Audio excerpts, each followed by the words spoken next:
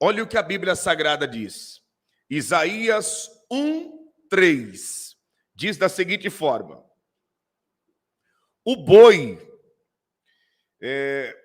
conhece o seu possuidor, que é o seu dono, e o jumento a manjedoura do seu dono. Mas Israel não tem conhecimento, o meu povo não entende. Olha que passagem profunda. Escute isso. O boi conhece o seu possuidor, conhece o seu dono. O jumento conhece a manjedoura, ou seja, conhece o estábulo, a casa que o seu dono preparou para ele. Mas Israel não conhece.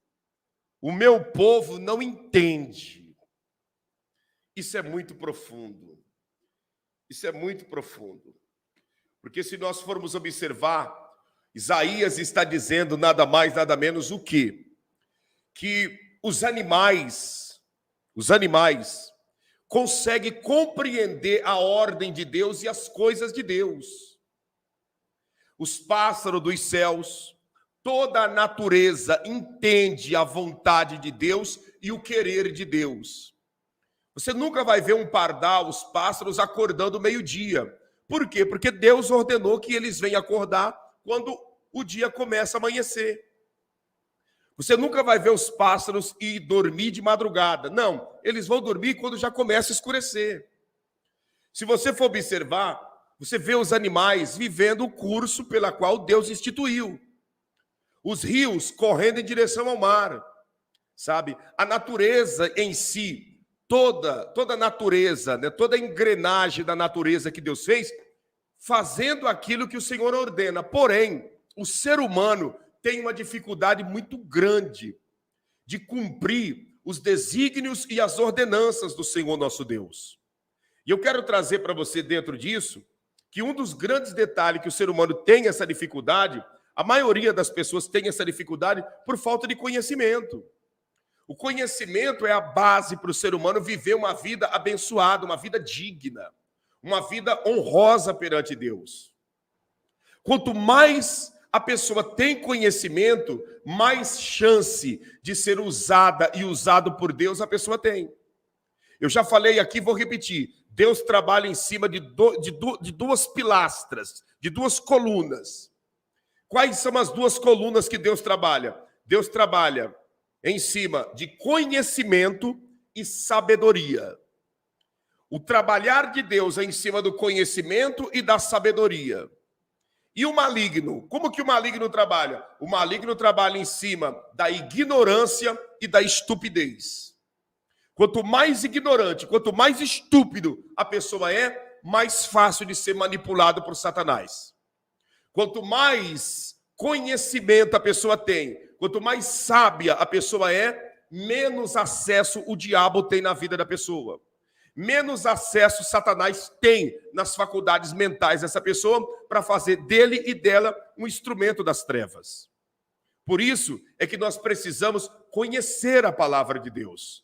Nós precisamos nos aprofundar no conhecimento de quem é Deus, de quem é o Senhor Jesus, de quem é o Espírito Santo, de como que funciona o mundo espiritual, para que coisas grandes e extraordinárias possam acontecer em nossas vidas.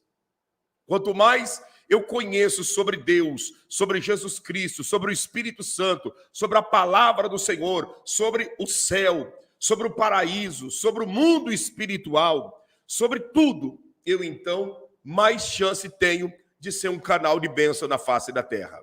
E eu quero responder aqui, começar a responder algumas perguntas que nos fizeram. Eu peço para você uma coisa, você que está aqui, se concentre nessa live. Fique ligado nessa live. A gente percebe uma coisa, que tem pessoas que eles entram na live e aí, na linha do tempo, a pessoa começa a comentar sobre comida, né? Sobre o passeio do shopping, se deu banho no cachorrinho, no pincher hoje, ou vai deixar para dar banho no pincher a semana que vem. Isso não é assunto do que nós estamos tratando aqui, que é sobre as coisas do reino de Deus. Então, que nós possamos ter uma conexão, né? nós possamos ter a mesma linhagem de pensamento, tanto no que está sendo falado, como também no que está sendo escrito na linha do tempo, tá bom? E vamos para cima, que com certeza Deus estará fazendo coisas grandes e extraordinárias em nossas vidas, em o nome do Senhor Jesus, tá bom? Olha a pergunta aqui, ó. Olha a pergunta que me fizeram. Olha a pergunta que me fizeram. Deus atende o sofrimento de uma mãe ou de um ser humano na face da terra? Deus atende o sofrimento de uma mãe? Olha a pergunta. Deus atende o sofrimento de uma mãe? E aí, eu digo para você, o que você acha? Você acha que Deus atende o sofrimento de uma mãe? Deus atende o sofrimento de um pai? Deus atende o sofrimento de uma criança? Deus atende o sofrimento de um idoso? O que você me diz? Eu já vou responder, mas eu gostaria que você interagisse aí na linha do tempo. Deus atende? Deixa eu ver aqui na linha do tempo. Sim, pastor. E como atende, né, pastor? Sim, eu creio. Deus atende e ainda dá bênção. Deus atende o sofrimento de uma mãe? Pode escrever daí que eu já vou trazer a resposta. Observe bem a pergunta. Deus atende o sofrimento de uma mãe? Deus atende o sofrimento de um ser humano? Deus abençoe o irmão João Carlos, todos que estão se chegando e respondendo. Obrigado pelas respostas que vocês estão dando. Deus atende o sofrimento de uma mãe? Entenda o que eu vou dizer para você. O trabalhar de Deus é diferente da lógica humana. Por que é diferente? Vou te mostrar aqui. Hebreus capítulo de número 11, verso de número 6, a Bíblia diz assim, ora, sem fé é impossível agradar-lhe, porque é necessário que aquele que se aproxima de Deus creia que ele existe e que é recompensador dos que o buscam. Ora, sem fé é impossível agradar-lhe, porque é necessário que aqueles que se aproximam de Deus creia que ele existe e que é recompensador, galardoador daqueles que o buscam. O que nós aprendemos com esta palavra? Que Deus não atende sofrimento. Deus não atende sofrimento de ninguém. Se Deus atendesse sofrimento de uma pessoa, não existiria ninguém gemendo em um leito de dor em um hospital. Se Deus olhasse para o sofrimento de uma pessoa, então não existiria ninguém dentro de uma cadeia.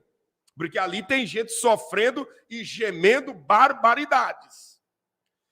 Se Deus atendesse sofrimento de uma pessoa, não existiria ninguém nesse dado momento sofrendo violência doméstica, porque tem mulheres que estão sofrendo horrores na mão de maridos que são violentos, na mão de filhos que são violentos, né?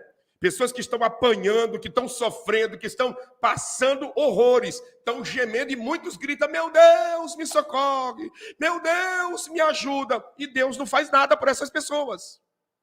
Por quê? Porque Deus não atende sofrimento. Deus atende a fé. Deus atende a fé de uma pessoa. Jamais você vai ver alguém sendo honrado e honrada por Deus porque está sofrendo. Jamais eu e você, nós iremos ver alguém tendo a sua vida impactada pela glória de Deus simplesmente porque Deus olhou para o seu sofrimento. Não. Deus não olha para sofrimento de ninguém, Deus olha para a fé.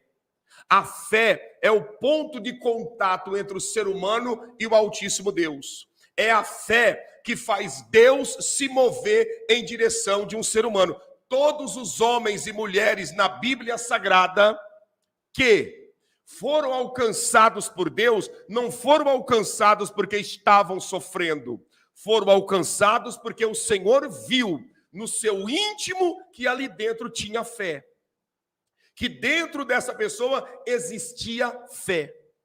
Existia uma convicção. Quantas pessoas que estão agora num leito de enfermidade, escute, num leito de enfermidade, chorando de dores, estribuchando em cima de uma cama, gemendo e uivando e gritando: Deus, faz alguma coisa por mim. Deus, tira eu desse leito de dor. Ai, eu não aguento mais, meu Pai do céu. E clama pelos seus santos, né? Clama pelos seus ídolos e nada acontece.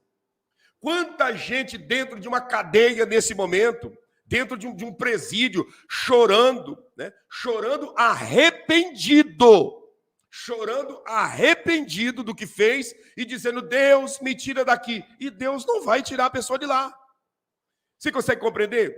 Por quê, pastor? Porque Deus não atende sofrimento. Deus atende a fé. Se Deus atendesse sofrimento, não se faria necessário a fé. A fé foi deixada no lugar da face de Deus. E quando a pessoa se embasa em sofrimento, Deus não pode trabalhar na vida dele e na vida dela, porque sofrimento faz parte da existência. Sofrimento faz parte do pecado que veio sobre a humanidade. Então, a pergunta é: Deus atende o sofrimento de uma mãe? Não. Deus atende a fé de uma mãe. Deus atende o sofrimento de um ser humano? Não.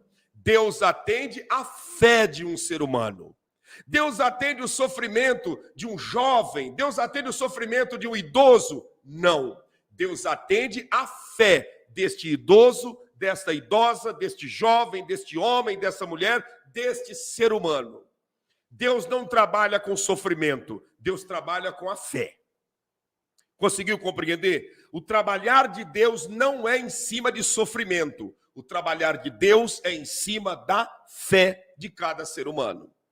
O agir de Deus é em cima da fé de uma pessoa. Pastor, e a viúva de Naim? Jesus não agiu embasado simplesmente no sofrimento daquela viúva. Jesus olhou, se moveu de íntima compaixão por ela, porque o Senhor viu que dentro daquela mulher existia fé e trabalhou e entregou o seu filho de volta. Entregou o seu filho de volta. Quando Marta e Maria clamaram por Jesus para ressuscitar Lázaro na cidade de Betânia, Jesus disse para Marta e para Maria: escute, eu já disse para vocês que se vocês crerem, vocês verão a glória de Deus. Ou seja, se vocês tiverem fé, vocês vão ver a glória de Deus. Agora, se vocês não tiverem fé, como que vocês vão ver a glória de Deus? E elas creram e elas viram a glória de Deus, que foi a ressurreição de Lázaro de Betânia. Então, Deus trabalha em cima da fé e não do sofrimento. Nós, seres humanos, olhamos para um ser humano e avaliamos ele e ela pelo nível de sofrimento. Deus não. Deus olha para o ser humano e avalia pelo nível da fé. Conseguiu compreender? A pessoa que fez a pergunta, que eu não vou citar nomes, mas está respondido. Aqueles que estão aí na linha do tempo, conseguiram compreender? Está tudo certo? Está tudo bem? Vai deixando o seu like para cima. Vamos romper esse algoritmo aí. Vamos lá. Vamos romper esse algoritmo. Vamos fazer acontecer? Eu já vou responder as mais duas perguntas que estão aqui anotadas que fizeram. Mas olha aqui, ó. Perguntaram para mim, Mônica Araújo. Boa tarde, pastor. Eu devo participar de missa de 7º dia? Ó, veja bem, Mônica.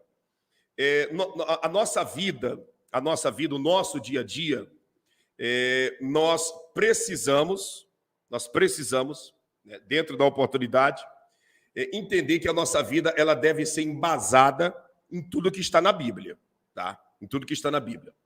E na Bíblia não há recomendação de culto aos mortos. Pelo contrário, culto aos mortos faz parte do paganismo que foi instituído por Nimrod, aquele, o pai da Torre de Babel, que trouxe a confusão das línguas na face da terra, que fez Deus confundir as línguas da humanidade. Nimrod foi o que instituiu o culto aos mortos. Então, missa de sétimo dia, nada mais, nada menos é do que um culto a quem morreu. É um culto a quem morreu. Você vai lá na diocese, vai no escritório da paróquia, paga uma taxa lá para a secretária do vigário, né? Do vigário ou do bispo, ou de alguém que está lá, paga uma taxa e diz, olha, eu quero encomendar uma missa de sétimo dia pela alma de fulano. E aí, então, a missa é realizada, o culto, né? É realizado em prol daquela alma. Porém, isso não está na Bíblia. Isso não está na Bíblia e mais, isso não vai aliviar a vida da pessoa que partiu para a eternidade. Isso não vai resolver em nada. Por quê? Porque ao homem, quando a Bíblia fala homem, está dizendo no sentido de homo sapiens, que é humanidade, ao homem foi dado o direito de morrer uma só vez e depois disso vem o juízo. Ou seja, depois que partiu desta vida, não adianta mais orar, não adianta acender velas, não adianta fazer missa, não adianta fazer culto, não adianta fazer nada. Já partiu e aí, meu amigo, é a pessoa e a eternidade. É a pessoa e aquilo que ela viveu aqui enquanto estava na face da terra. Então, não adianta você orar, por exemplo, por mim depois que eu partir para a eternidade. Não, por quê? Porque é eu e Deus diante da vida que eu vivi aqui na terra. Não adianta, eu vou orar pelo pastor e o meu pai. Eu posso acender uma vela para o meu pai? Quem vai vir na luz dessa vela, quem vai vir receber a luz dessa vela, não é a alma do seu pai, não é a alma da sua mãe, não é a alma do seu ente querido. Quem vai vir na luz daquela vela é os espíritos que não têm luz, que são os espíritos do diabo, que vai vir ali para receber aquela vela acesa e ficar pairando naquele ambiente, pesando e trazendo todo o engano e todas as trevas. Então, missa de sétimo dia, nada mais, nada menos é do que culto aos mortos. E a Bíblia Sagrada condena esta tal prática. Tá certo, Mônica? Que Deus abençoe. A pessoa que morreu, ela não vai saber de culto, ela não vai receber culto, ela não vai receber nada. Por quê? Porque ela já está em outro plano. Ela está em outro plano e para ela, velas acesas, reza, oração, isso aquilo, não vai adiantar em nada. Por quê? Porque Deus vai pesar esta pessoa na sua balança da justiça pela sua vida aqui na terra e não por uma missa que está sendo celebrada ou por um culto que está sendo apresentado em nome dessa pessoa. Tá bom? Compreendido? Deixa eu ver aqui, o Alexandre Dombrowski escreveu, Jesus ressuscitou ou reviveu? Bom, a Bíblia Sagrada fala que Jesus ressuscitou. Para Jesus, Lázaro reviveu. Para Jesus, porque para Jesus não existe separação entre vida, morte, eternidade ou plano terreno. Ele é Senhor de todos. Ele é Senhor do passado, do presente e do futuro. Ele é Senhor de vivos e de mortos. Porém, na Bíblia Sagrada mostra a ressurreição de Lázaro. Por quê? Porque Lázaro fazia 4 dias que ele tinha os seus órgãos internos parados. Fazia 4 dias que Lázaro tinha o seu coração parado, o seu cérebro morto, todo o seu organismo morto. Ele estava dentro de uma tumba fria, totalmente embalsamado. Então ele estava morto. Para Jesus, que é o dono da vida, ele apenas reviveu. Prova é que Jesus não orou para Lázaro ressuscitar. Ele apenas convocou, dizendo, Lázaro, vem para fora. Mas para nós, que somos mortais, nós entendemos que Lázaro ressuscitou, porque ele estava realmente em outro plano, que é o plano espiritual, e não no plano terreno, vivendo como normal. Ele não apenas reviveu, ele ressuscitou, tendo todo o seu organismo reativado e passando o coração a bater, o cérebro a funcionar, o olho a enxergar e assim sucessivamente. Tá bom? Deixa eu ver aqui outra pergunta. Pastor, quem morreu vem ver as outras pessoas? Não. Não. Ah, pastor, tem uma alma penada aqui na terra. Isso não existe. Isso não existe alma penada aqui na terra. A Bíblia Sagrada diz e mostra que quando o ser humano morre, ele tem 2 endereços. Quando o ser humano é desencarnado, quando nós somos desencarnados, o que é desencarnar? é o espírito, é a alma desconectada da nossa carne. É sair, né? É sair fora. Isso é desencarnar. Quando o nosso espírito, quando a nossa alma é desencarnada da nossa matéria, ela tem dois endereços. Dois endereços para ir. Embasado em quê? Embasado na vida que eu vivi aqui na Terra. Embasado na minha prática de vida aqui na Terra. Se eu tive uma vida desregrada, uma vida zoada, uma vida sem princípios, então a minha alma, o endereço dela automático, quando eu morro, é desencarnar do corpo e descer às profundezas do Hades. As profundezas do Hades, que é o inferno, né? Onde as pessoas estão ali aguardando o juízo de Deus para ser lançado no lago de fogo, junto com o falso profeta, com a besta, com Satanás e com todos os seus demônios. Isso se a pessoa viver uma vida sem princípios aqui. Se a pessoa viver uma vida de temor e sinceridade, obediência e renúncia na presença de Deus, então a pessoa ela vai desencarnar e automaticamente ela será recebida no paraíso de descanso. Paraíso de descanso que no Antigo Testamento era conhecido como o seio de Abraão, que depois, no Novo Testamento, Jesus intitulou como paraíso, que o ex-ladrão da cruz foi o que inaugurou o paraíso.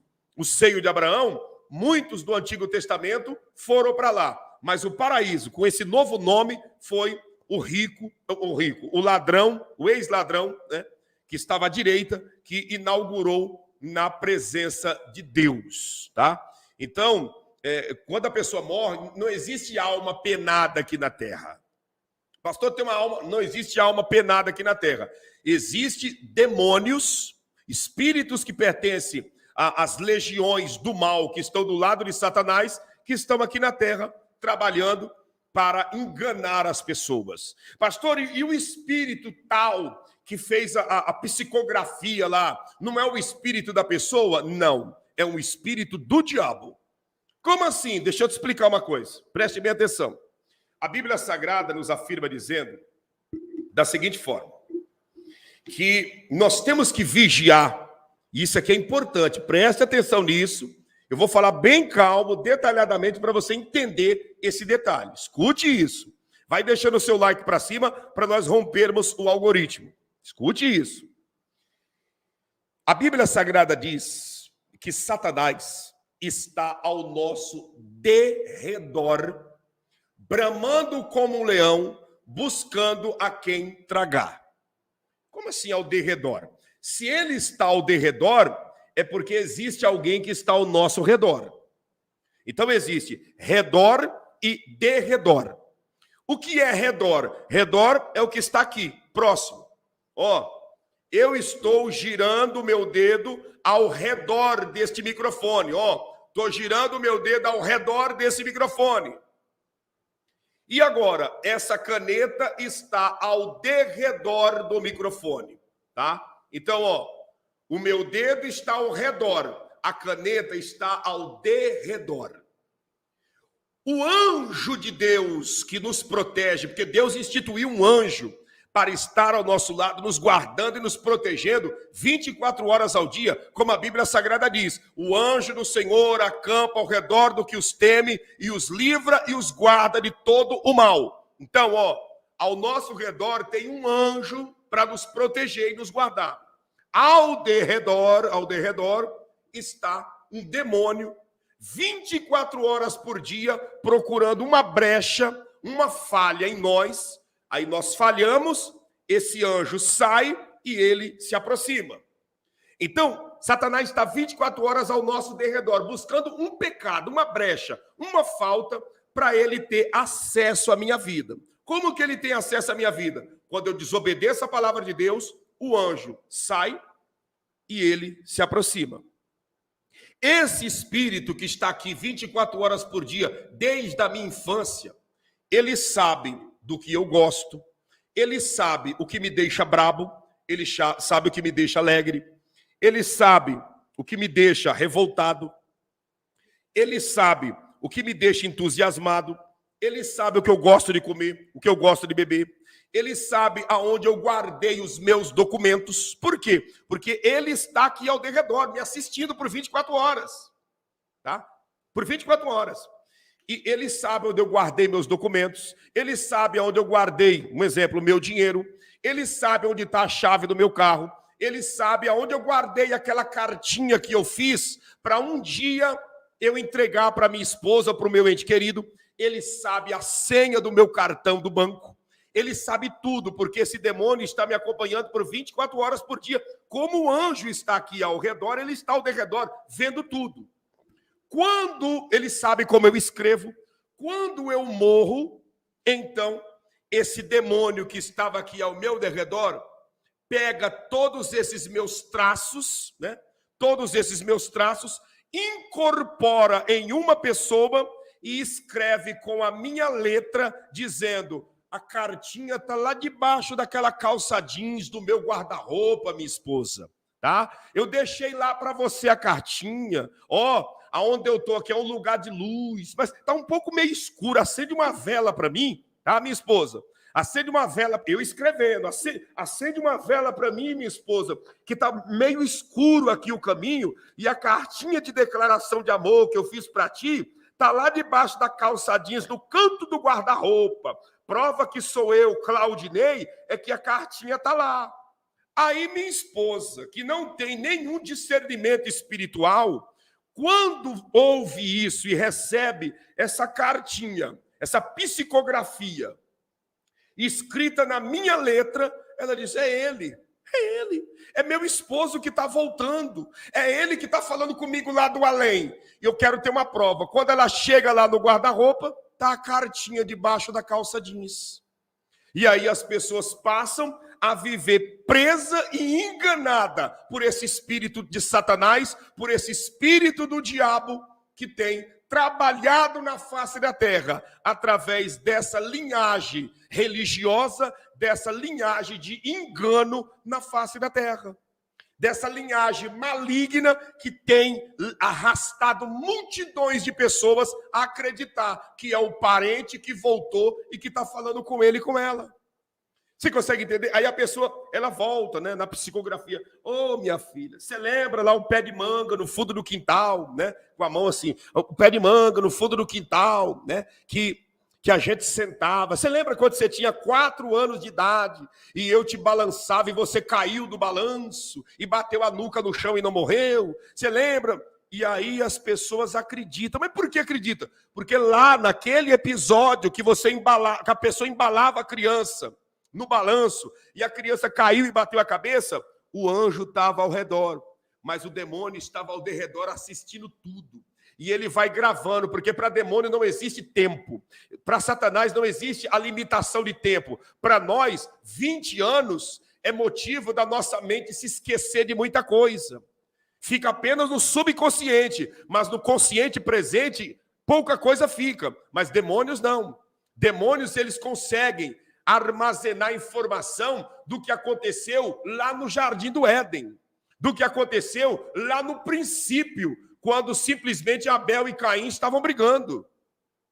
Você consegue entender? E aí a pessoa simplesmente acredita nisso, e é aí que surgiu, mundo afora, né, o espírito tal que desceu no médium, e fez uma psicografia, fez uma poesia, fez uma carta em nome de alguém. Você nunca viu isso aqui no Brasil e no mundo afora? Nunca viu isso daí? Eu não vou citar nome, né, de pessoas que faziam isso aí, mas tem um senhor aí que morreu, né, alguns anos atrás, que foi o pai desse sistema aí de psicografia e deixou milhares de filhos, né, espalhados pelo Brasil e pelo mundo, pessoas que recebe espírito e faz psicografia. O Vitor Ximenes está dizendo, né? Está dizendo aí, escreveu até o nome de 2 deles aí que faziam isso daí.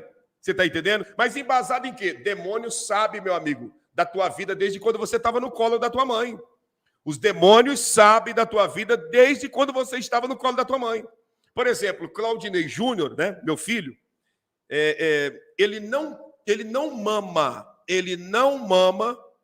mamadeira, não mama com leite gelado, com leite normal. Tem que deixar bem morninho, senão ele não mama. Se colocar o leite normal, ele tem ânsia de vômito. Ele não mama.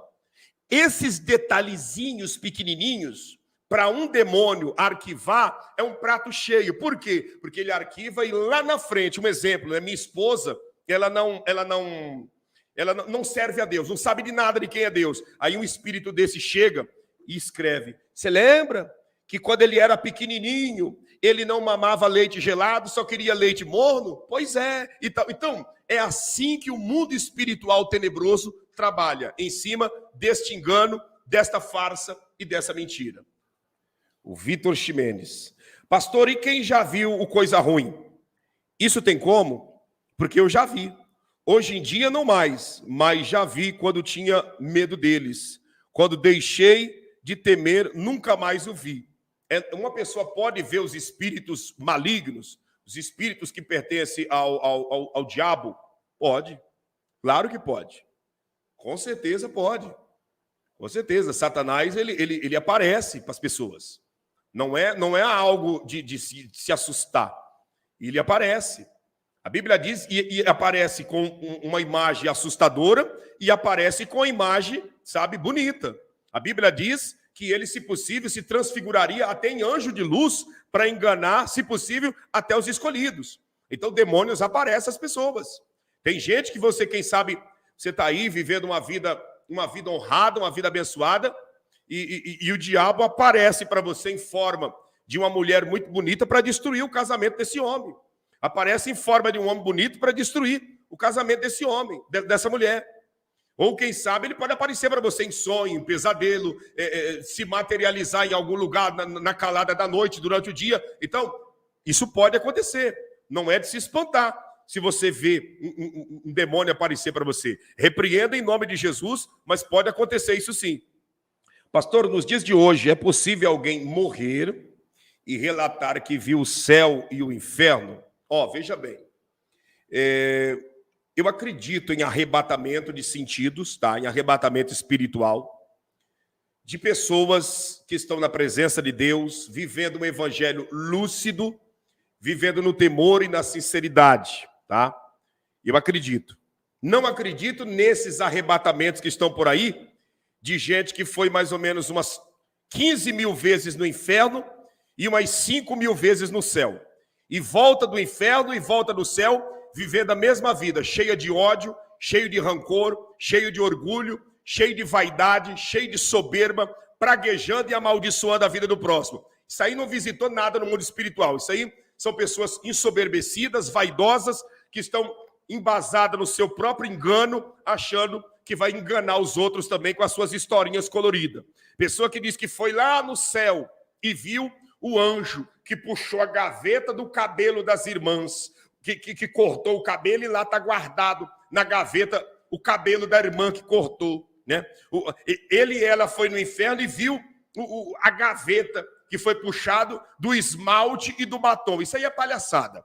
Isso aí é bobagem, sabe? É gente que quer se aparecer, é gente que não tem o que fazer, não conhece Bíblia. Essa gente geralmente não prega nada, não sabe nada sobre o Evangelho, não sabe nada sobre Jesus e vive ali, embasado nessas ilusões e nessas historinhas. Eu acredito em arrebatamento de sentido de pessoas como João foi arrebatado. João de Pátimos foi arrebatado. O apóstolo Paulo foi arrebatado. E eu acredito em arrebatamento, mas de pessoas lúcidas. Pessoas que voltam de lá com uma prática de vida totalmente diferenciada, como muitos que estão e têm uma experiência, né, pré-morte em uma UTI de hospital. Lá a pessoa vai tem uma experiência de ir em um compartimento, digamos, do inferno, ver coisas horrorosas, e ali mesmo, no leito de morte, quando a pessoa volta, ela já volta aceitando Jesus e fazendo aliança com Deus e não viver uma vida de pecados. Outros têm experiência em um acidente, uma tragédia. Enquanto os paramédicos estão ali o atendendo, a pessoa, ela vê que a alma é desencarnada e ela sobe para uma altura. Lá nas alturas ela entra em um lugar e naquele lugar automaticamente a pessoa ela passa a ter visões e ver coisas que não dá para explicar. Eu acredito em tudo isso. não nesses arrebatamentos mentirosos que tem nos dias atuais, de gente que volta dos seus arrebatamentos e continua vivendo a mesma vidinha de pecado. Gente que volta dos seus arrebatamentos e continua vivendo a mesma vidinha de sacanagem, a mesma vidinha de contar as suas mentirinhas, de manifestar as suas raivas ou algo semelhante. Eu acredito em arrebatamento de pessoas sérias, que voltam demonstrando uma novidade de vida na presença do Altíssimo Deus. Isso eu acredito. Tá certo? Deixa eu ver quem mais aqui. Olha, boa colocação da Aline Dias, hein? Boa colocação da Aline Dias. Crianças, quando morrem, vão para onde? As crianças menores de 7 anos vão direto para o céu. E os que já têm 8 para cima já entendem o que é certo ou errado. Perfeito. Veja bem, crianças, né? Quando está na fase da inocência, estão salvas. Hoje, na sociedade que nós vivemos, né, como a Aline colocou, 8 anos, é muito flutuante a questão de idade para você, né, apontar uma criança e dizer ela é inocente e ela não é mais inocente. Tá? É muito flutuante porque o mundo está muito informatizado, as crianças estão muito evoluídas. Então, tem criança de 5 anos de idade que ela já não é mais inocente. Tem criança de 5 anos de idade que não é mais inocente. Já tem crianças de 10 anos de idade que é inocente. Depende da maneira que essa criança está sendo criada. Depende da maneira que essa criança está sendo criada. Por exemplo, nós, mais aí da geração dos anos 80, nós somos criados de uma maneira que a nossa inocência nós perdemos, né, próximo aos 10 anos. Eu acredito assim, eu falo por mim. A nossa inocência perdemos aí com quase 10 anos de idade. Tem crianças, por exemplo, pessoas adultas aqui, que quando era criança, você perdeu a tua inocência com 12 anos de idade. Pastor, o que é perder a inocência? Perder a inocência é quando a criança ela começa a olhar para outra pessoa do sexo oposto e sentir atração. É quando a criança ela começa a ter informações, né, e olhar para os seus órgãos genitais e ter curiosidade. Você está entendendo? Olhar para os seus órgãos genitais e não apenas como um órgão para fazer as suas necessidades fisiológicas, mas como algo de admiração. Nossa, por que disso? Por que aquilo? E aí começa essas curiosidades. Nessa fase é que a criança está perdendo a sua inocência. E quando essa inocência ela é perdida, então, independente da idade, a criança passa a ser responsável no tocante à vida espiritual. Ela passa a ser responsável. Por exemplo, tem crianças, eu não estou falando do que me contaram, eu estou falando de eu ajudar crianças de 5 anos de idade que os espíritos mirim se apoderavam da vida dessa criança com 5 anos de idade e ela tocava meia gira da macumba, da obra, lá não vou falar o nível, o nome do segmento da religião, mas tocava metade de uma gira. A gira é 2 horas, essa criança de 5 anos tocava 1 hora de gira. 1 hora. O que é gira, pastor? As pessoas ficam lá rodando e tomando baforada de charuto, e a tabaca tocando, e aquela coisa toda, e a criança dando de dedo, e dando consulta, e falando, e dando ordem para pessoas ali dentro, pessoas adultas. Oh, eu sou o espírito tal, isso e aquilo, eu desci para fazer isso e aquilo. Então, com 5 anos de idade, se uma criança dessa morre, ela é instrumento de Satanás. Se uma criança dessa morre, ela é instrumento das trevas. Ela não é instrumento da luz, ela não é inocente, ela é instrumento das trevas.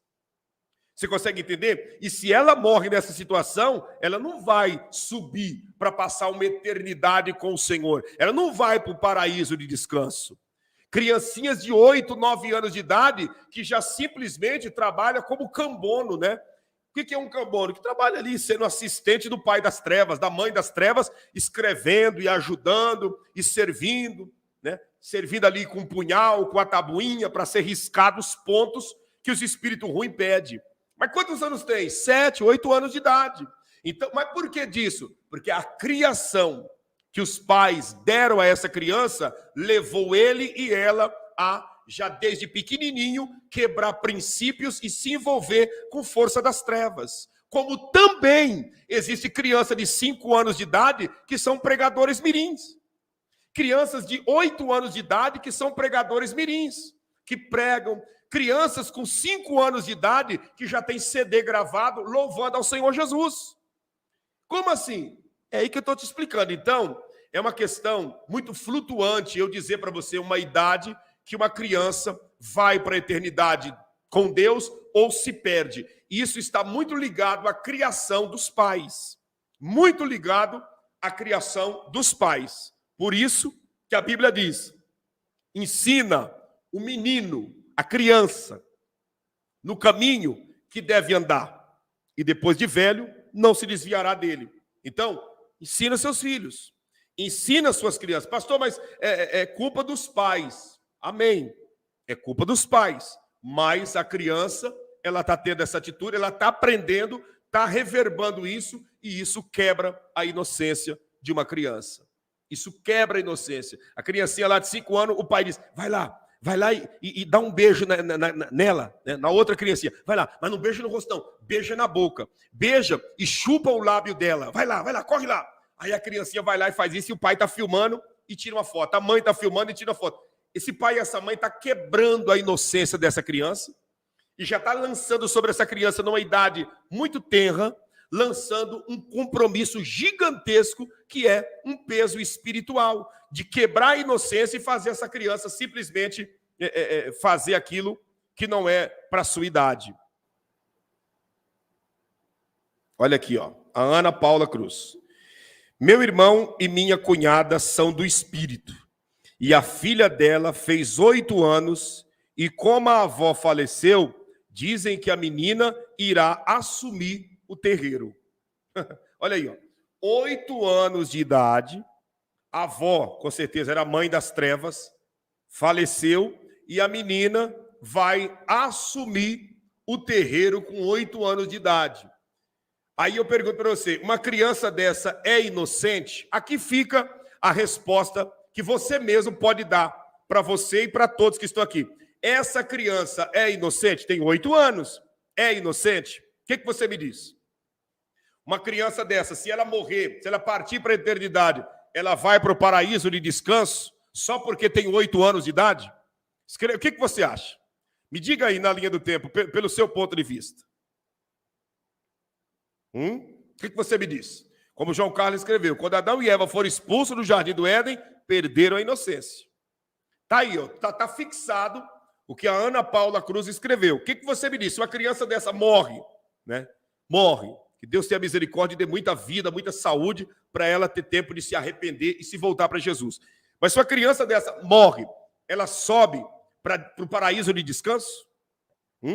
Ela sobe para o paraíso de descanso? Vou repetir. Meu irmão e minha cunhada são do Espírito. E a filha deles, fez 8 anos. E como a avó faleceu, dizem que a menina irá assumir o terreiro. Agora, essa menina vai assumir o terreiro para brincar de boneca? Essa menina vai assumir o terreiro para estar ali, né, brincando de, sabe, com as suas bonecas, com seus brinquedos? Não. Se ela está ao ponto de ser indicada para assumir esse terreiro dos trabalhos que a avó fazia, é porque sobre essa criança já desce todas as legiões que descia da sua avó.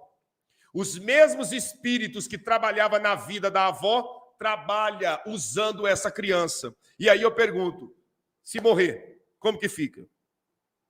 Você está entendendo? Como diz o Eduardo Gratioli, é alma como qualquer outra, pronto.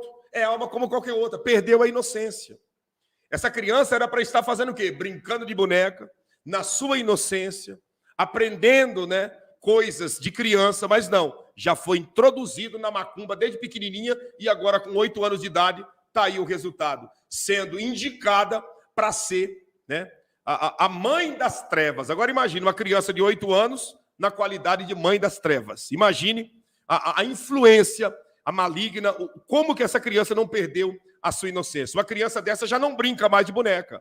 Uma criança dessa já não brinca mais com as coisas de criança. O negócio dela já é outra coisa. Então, é muito, flutuante nós dizermos e falarmos uma idade que a criança está pronta, está ainda inocente para subir ou para se perder. Está aí o exemplo fixado na linha do tempo. Tá bom? Vamos continuar aqui.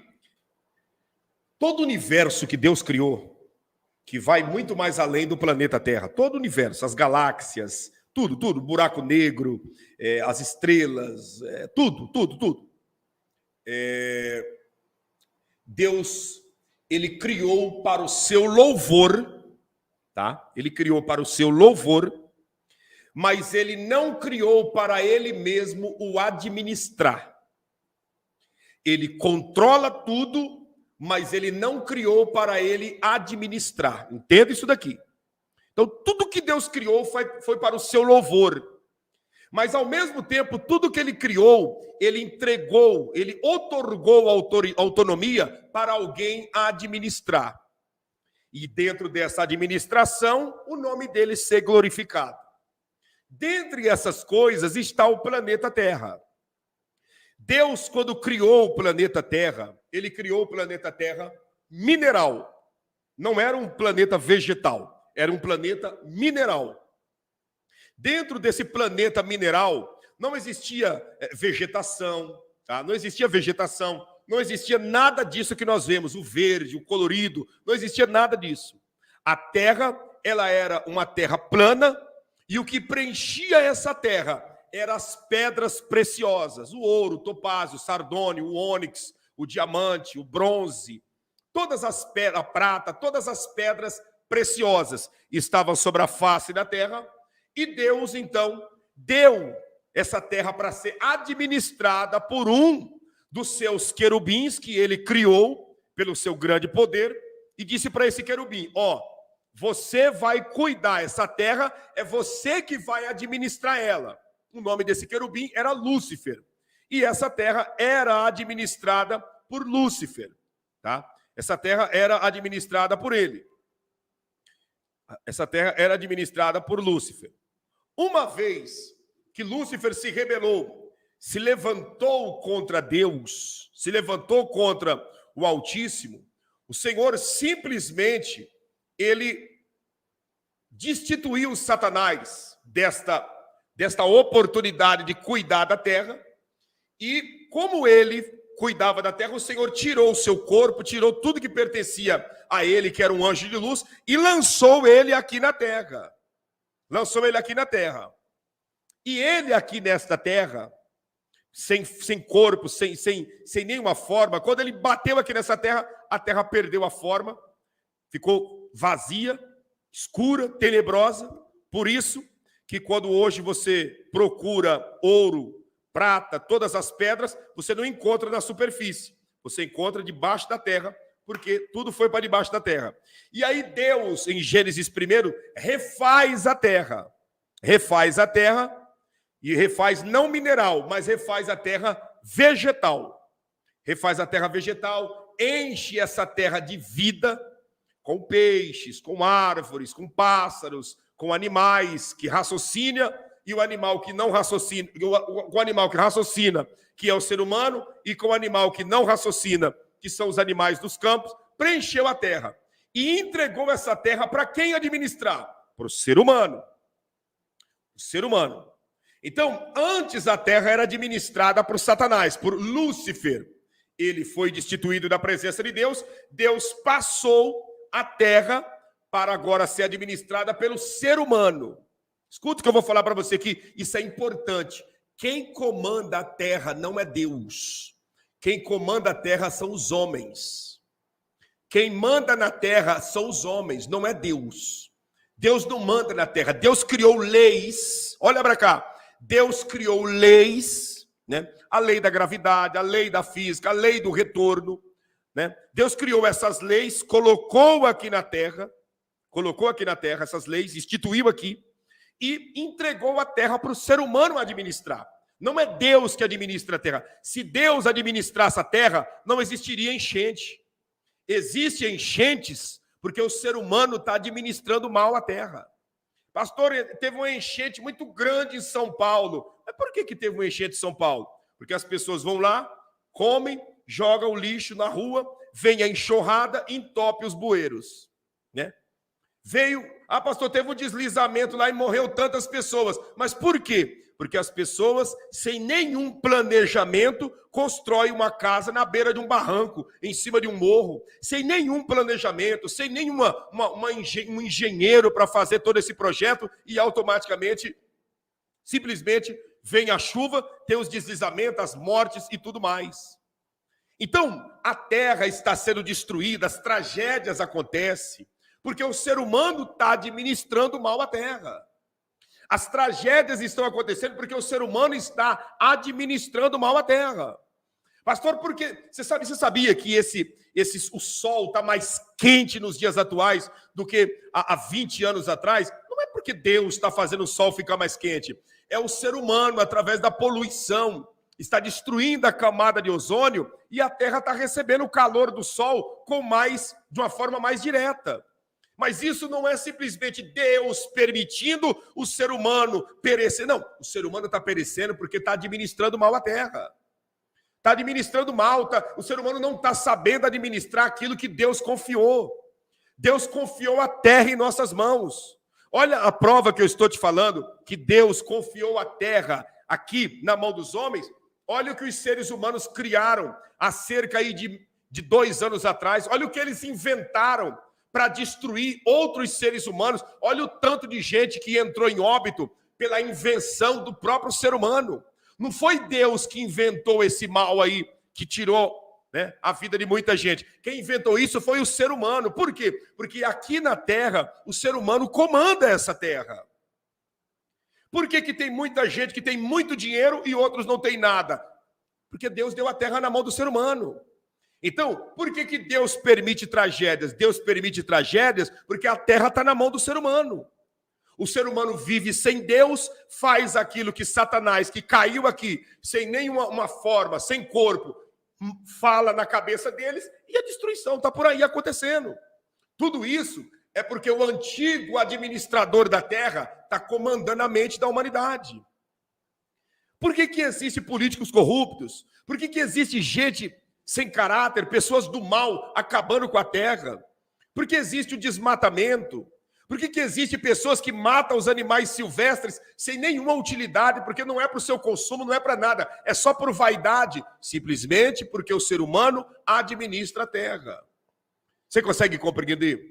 Você entendeu? Por que tem animais em extinção? É culpa de Deus? Não, isso é culpa do ser humano. É a procura, a caça, a busca. Por isso, levou muitos animais a serem extintos da face da terra.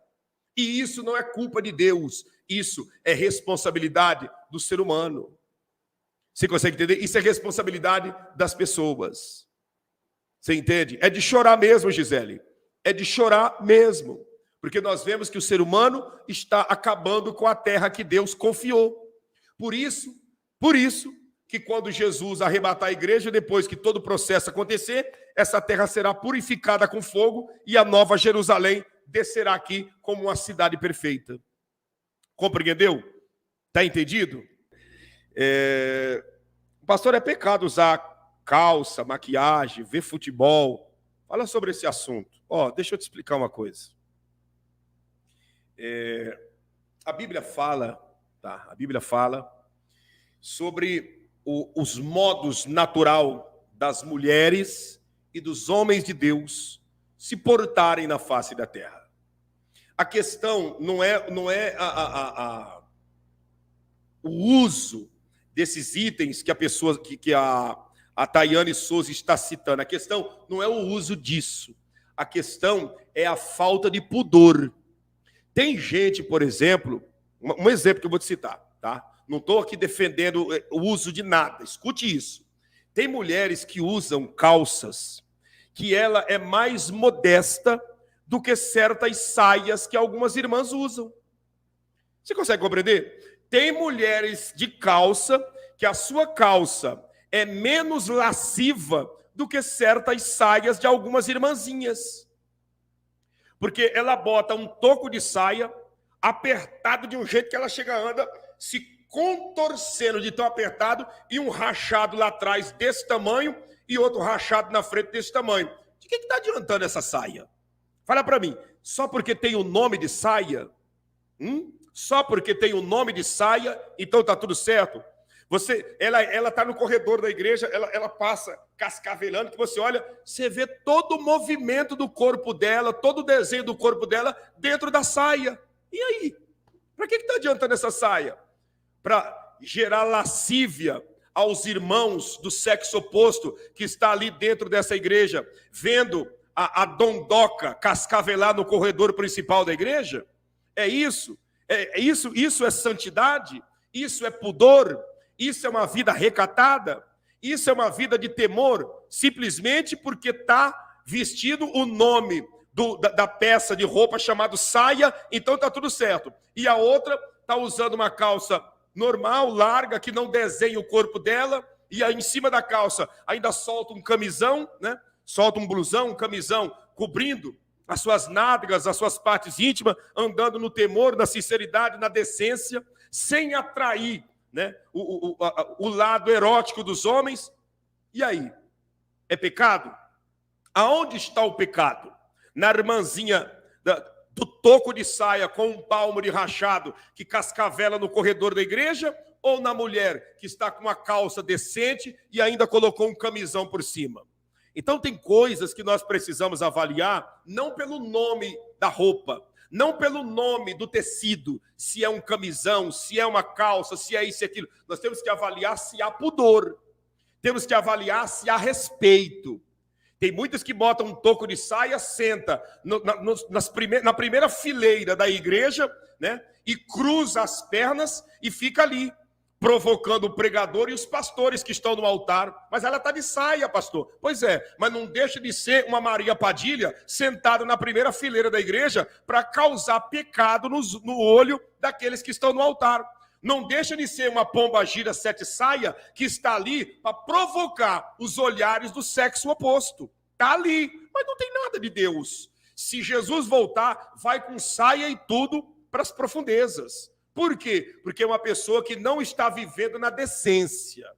Então, a questão do vestimento, calça, isso e aquilo, está mais voltado para a decência. Ah, mas a Bíblia diz que o homem não pode usar roupa de mulher e a mulher não usa roupa de homem. E aí? O que isso significa? Diga para mim, o que isso significa? Roupa de mulher e roupa de homem. Fala para mim, o que isso significa? Nós estamos nos limitando a roupa de mulher e roupa de homem aqui do Brasil? Ou estamos falando de roupa de mulher e roupa de homem no Oriente Médio? Porque no Oriente Médio, o homem usa vestidão igual a mulher usa, né? E aí? Nós estamos nos limitando a quê? Ao quê? No país de Gales, do lado da Inglaterra, homem usa saia. E aí? Nós estamos nos limitando ao quê? A isso? Aqui no Brasil, então, o evangelho é uma coisa regional e não uma coisa a nível mundial. Então, nós temos que avaliar que a vestimenta ela está mais voltada para o pudor do que para o nome da peça que nós estamos usando. Você consegue compreender? Está mais voltado para o pudor do que para a peça que nós estamos... Ah, só pode usar calça social. Tem, meu amigo, tem gente que usa calça social que só o sangue de Jesus. Tem homem que usa calça social que é uma verdadeira vergonha.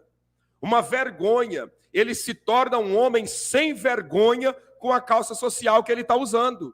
Você consegue entender? E aí, muitas das vezes, tem outro que está usando uma calça jeans que não tem nada a ver com isso. É uma calça totalmente dentro do pudor. Você consegue entender? Deu para entender isso? Pastor, e questão de maquiagem, isso, aquilo, mesma coisa que eu estou dizendo. O que Deus pesa é o pudor. O pudor. Tá? O que Deus pesa é o pudor. O que Deus pesa é o pudor. Se você, entende, é uma pessoa que sabe, né, que tem gente que usa umas pinturas que só o sangue de Jesus. Ela usa pintura para ir para o carnaval.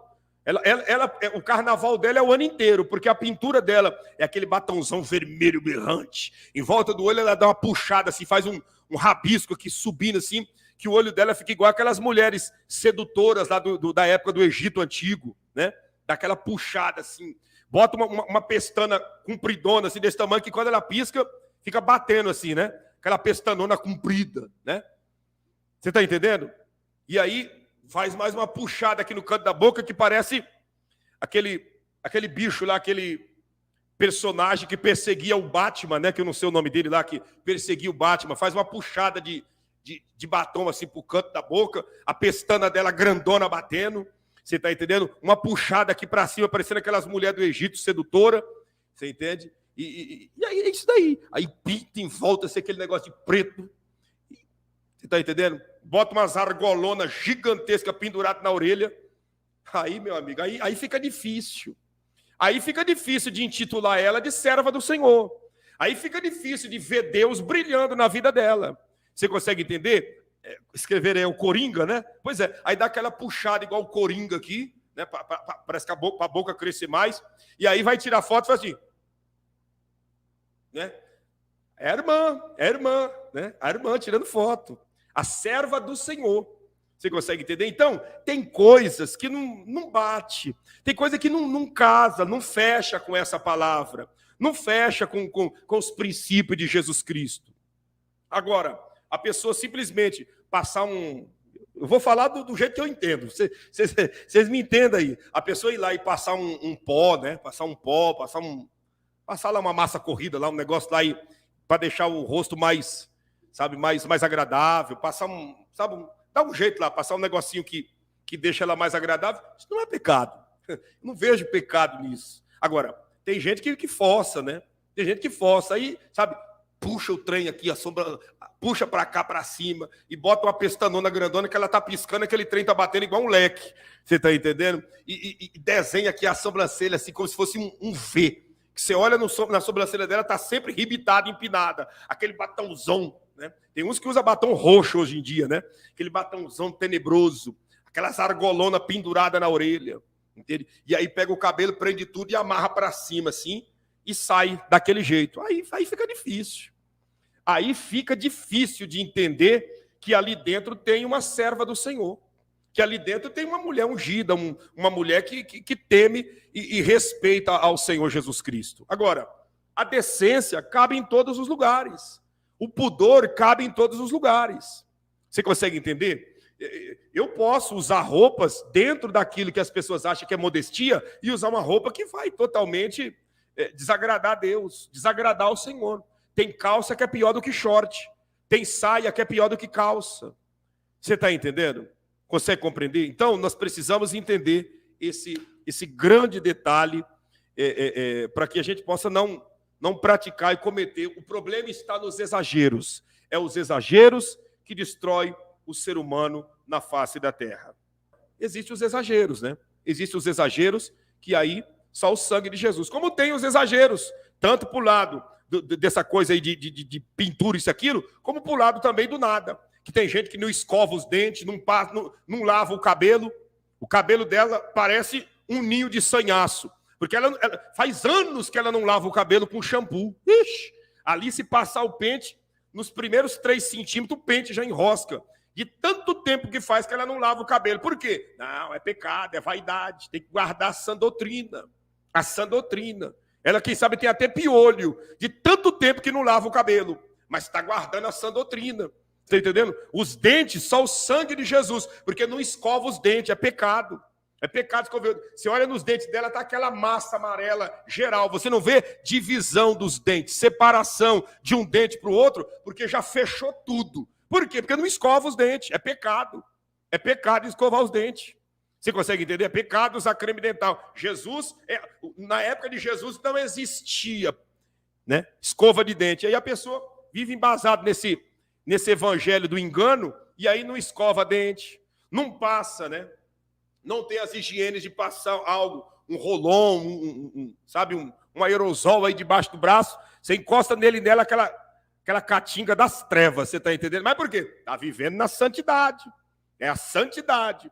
Você olha dentro da orelha dele e dela, sai um quilo de cera, você está entendendo? 1 quilo de cera, mas está na santidade, está vivendo a sã doutrina, você entende? Passa perto dele e dela, está vivendo essa doutrina, um chulé que só o sangue de Jesus. Sabe, isso não é evangelho. Isso não é evangelho, isso não tem nada a ver com Jesus. Isso é espírito do diabo.